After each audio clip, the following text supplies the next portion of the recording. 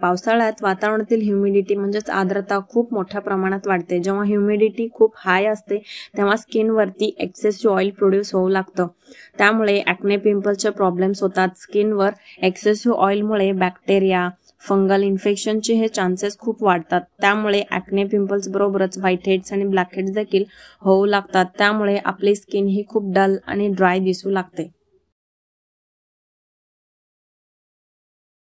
ही remedy तुम्हाला अगदी फुकट फ्री मध्ये करता येणार आहे।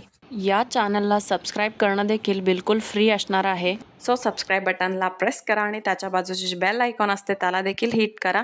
सो मी जेव्हा कधी व्हिडिओ अपलोड करेन त्याची नोटिफिकेशन तुम्हाला येईल, जेणेकरून तुम्ही माझे कोणतेही व्हिडिओज अजिबात मिस करणार नाहीत। सो सगळ्यात आधी आपल्याला ॲलोवेराचे असे 2 पानं घ्यायचे आहेत। ते स्वच्छ पाण्याने धुवून घ्यायचं।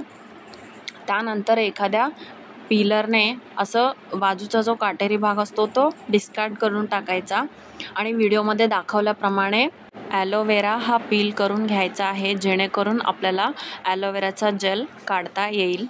त्यानंतर चम्मचने आपल्याला चांगला खरडून ॲलोवेराचा जेल वेगळा करायचा आहे।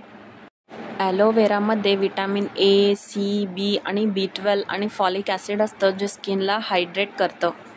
ॲलोवेरामुळे तुमची स्किन चमकदार, तरुण आणि सुंदर बनू शकते।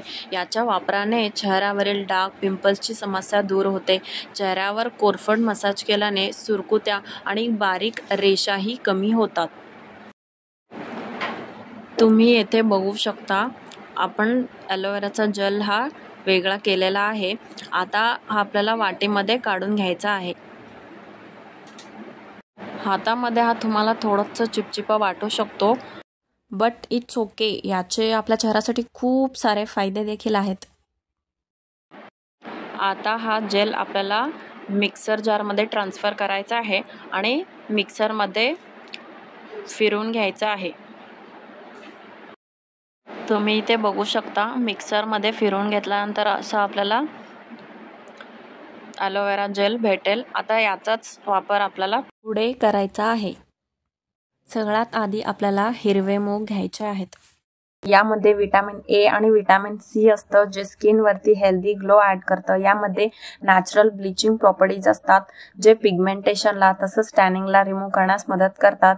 यामध्ये नॅचरल एक्सफोलिएटिंग प्रॉपर्टीज असतात, जे स्किनवरील डेड स्किन सेल्सला काढून टाकतं आणि स्किनला नरिशमेंट प्रोव्हाइड करतं आणि स्किनला ब्राईटन बनवण्यास मदत करतं।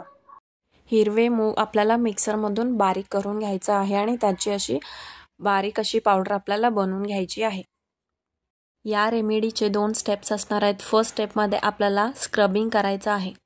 स्क्रब करण्यासाठी आपल्याला ॲलोवेराचा असा एक तुकडा घ्यायचा आहे, कट करून घ्यायचा आहे। त्यावर आपल्याला आपण जो मगाशी बारीक केलेलं जी काही पावडर होतं, हिरव्या मुगाचं पावडर, ते आपल्याला याच्यावरती टाकायचं आहे आणि याच ॲलोवेराच्या तुकड्याने आपल्याला संपूर्ण चेहऱ्यावरती स्क्रब करून घ्यायचा आहे। अगदी हलक्या हाताने 10 मिनिटासाठी तुम्हाला चेहऱ्यावरती स्क्रब करायचा आहे। मी इथे हातावरती तुम्हाला स्क्रब करून दाखवत आहे।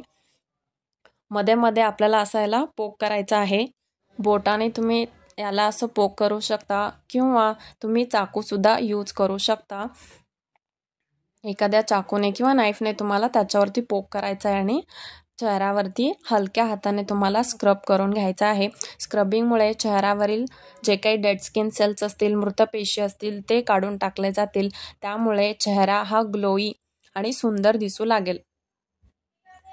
एक 10 मिनिटासाठी तुम्हाला मसाज करून घ्यायचा आहे।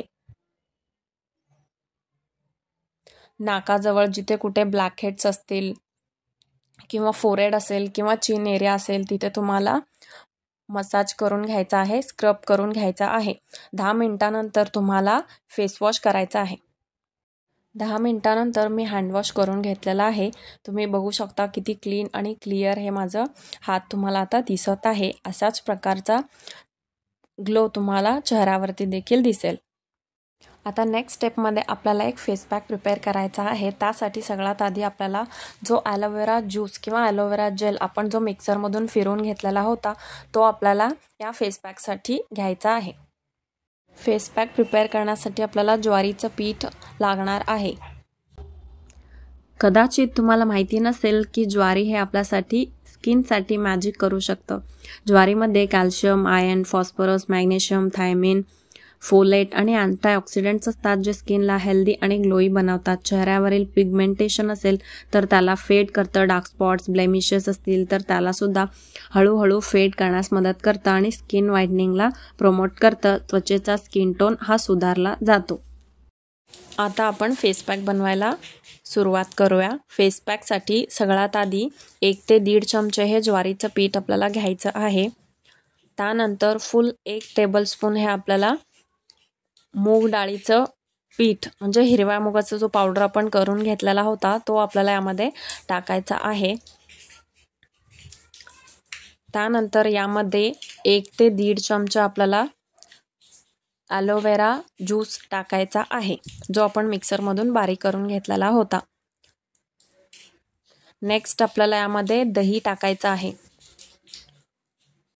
अशी जर जाडसर दही तुमच्याजवळ असेल तर चेहऱ्यासाठी खूपच उत्तम असणार आहे. 1 चमच आपल्याला यामध्ये दही ॲड करायचं आहे. दहीमध्ये नॅचरली एक्सफोलिएटिंग प्रॉपर्टीज असतात जे स्किनवरील डेड स्किन सेल्स काढून टाकण्यास मदत करते. यामध्ये लॅक्टिक ॲसिड असतं जे स्किन लाईटनिंगचं काम करतं. यामुळे चेहऱ्यावरील पिंपल्स किंवा ॲक्ने दूर होतात. सन डॅमेजपासून बचाव होतो. यामध्ये अँटी एजिंग प्रॉपर्टीज असतात त्यामुळे चेहऱ्यावरील सुरकुत्या कमी होण्यास मदत होते आणि त्वचेचा टोन सुधारला जातो. नंतर यामध्ये आपल्याला 1 टेबलस्पून मध हे ॲड करायचं आहे.